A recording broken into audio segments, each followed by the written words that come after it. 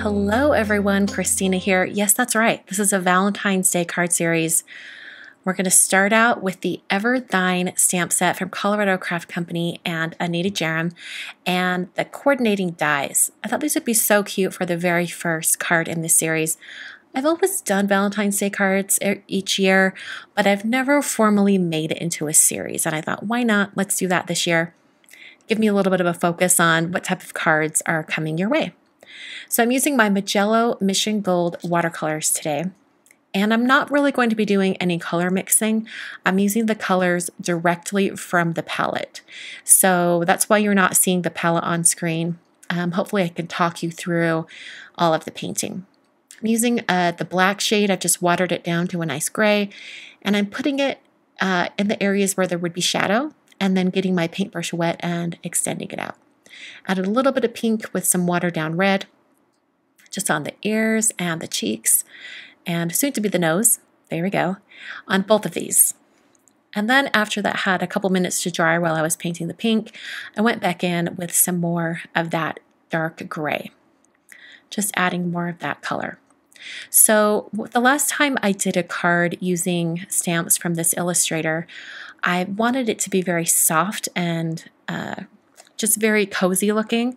I'll have it linked up in the top corner if you want to check out that video. This time, I wanted to make sure that the images had lots of contrast, fairly colorful considering they're mice, and I wanted them to have just a little bit of a different look. Still soft because of the illustration style, but more colorful and more bold because of the painted colors and kind of the style of painting that I'm doing. So I've gone to a brown. This is a brown straight from the palette, and just adding that to all those areas, basically painting this brown mouse the same as I did with the gray mouse, making sure to add some shaded areas underneath that heart-shaped box, and then adding some shadow on the hands. So I'm taking purple and I'm adding it at full strength on the underside of the heart box, also underneath the bow, and then getting my paintbrush wet and extending out that color. By the way, I'm using a size 2 round brush. This is a silver black velvet brush. So after I have the purple on there, I let it dry for just a minute or two, and then came in with a very, very pale gray to add a little bit of shading. I wanted the bow to read white. It looks white, but there's some shading. And then I added little dots. Now, they look like they're black dots, but really it was purple. And then after I had all these colored, I used the coordinating dies to cut them out. So I lined them right up on the outer edge of the image and then used a little bit of tape to hold it in place as I run it through my die cutting machine. So I ran that through, and then I'm left with these cute little cut out images, including the little areas in between. So after I had these images colored and cut out, it was time to paint my background. So for all the watercoloring today, I used some Fabriano Artistico Extra White watercolor paper. I've taped it down to a board for the background, and I'm very lightly drawing on a line. This is going to separate the floor of my background from the wall. And I'm going to take some drawing gum.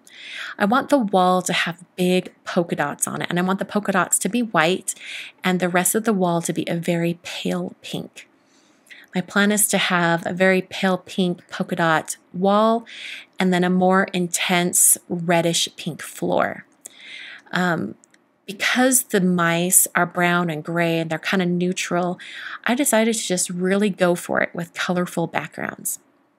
So I'm using a paintbrush that I have prepared for use with liquid masking fluid.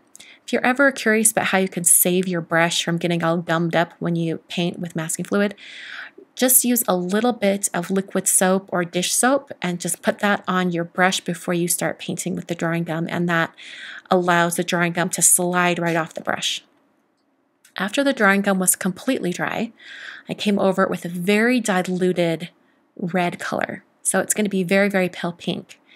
It's not going to really look like a very intense color until I take off that drawing gum later, and you'll see the white polka dots underneath. The other thing you need to remember when it comes to drawing gum is that you never want to be painting around drawing gum without the drawing gum being completely dry. You only want to work with it when it's dry. So I made sure to wait until the drawing gum was completely dry and then painted that pale pink over it. So now I'm going to add that intense pink red shade. This is actually the same color. Actually, no.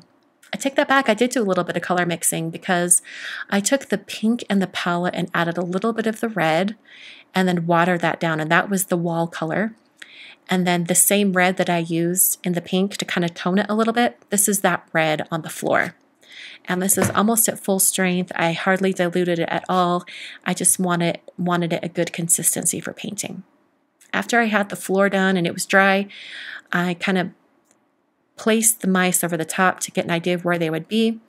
And then I darkened up a little bit of that red with some brown and then added on some shaded areas to go underneath the mice. Hit that with my heat tool, and then it was time to remove all of the drawing gum. And now you're going to see the polka dots. So you can remove drawing gum just with your fingertips. It takes a little bit of time to really get that drawing gum moving. So eventually I moved to using my Xyron adhesive eraser, and that really grabs the drawing gum and pulls it off very quickly. You can't see it in my hand, but that's what I'm holding. I'm holding my adhesive remover. That takes away all of that drawing gum, and I'm left behind with a pale pink wall with big white polka dots. I'm using the Waffle Flower A7 layers dies. I'm going to be doing a 5x7 card today, so I'm using the A7 dies. And I wanted to just cut this down a little bit so that the scene is a little bit more contained and I would have a nice white border on my card. I've chosen the size I'm using, holding that down with a little bit of adhesive tape. This is the Easy C tape, I think. I'll have it listed down in the supplies. And then I die cut that. So now I'm going to place these two mice on the background just long enough to get my grading in the right spot. And then I stamped the grading in VersaFine Onyx Black ink. That's actually the same color of ink I used for stamping the mice. So I'm going to stamp this twice. I am stamping it onto some textured watercolor paper. So in order to get a really stark, clean impression, I stamped it twice. I did the same for the mice earlier. So I'm going to add some foam adhesive on the back of my background, of my wall panel. And then I'll place that onto a white card base. This card base is made out of some Neenah Classic Crest Solar White 110-pound cardstock, and the card size is 5x7. After I had that on there, I was then able to kind of position the mice, and I realized that I wanted the mouse a little bit closer to the words, so I'm just going to snip off those whiskers. No one will ever know that they were there. Snip off the whiskers. And then I can adhere the other one as well. And after I had the second mouse on, I wanted the first mouse holding the purple box. I wanted it a little bit closer. So I pulled up, thankfully, my foam adhesive. I hadn't pressed it down too hard yet. I was able to pull up that little guy and move him over so he's just a little bit closer to the other mouse. And that finishes the card for today. So you can pick up these stamps over at simonssaystamp.com or over at Colorado Craft Company's website. And thank you so much for sending me the stamps to work with. Colorado Craft Company is such a generous company. They're wonderful to work with, and I absolutely love this line of stamps that they've started doing with this illustrator. They're just beautiful. If you would like to check out all the supplies I used for today's card, they're listed down below. And on screen, I've got 3 more Valentine's Day card videos for you to check out. These are going to be some cards I made last year for Valentine's Day. Hope you'll check them out. I'll be back on Friday with day 2 of the Valentine's Day card series. It is my live stream, so please join me at noon Mountain Time here at YouTube.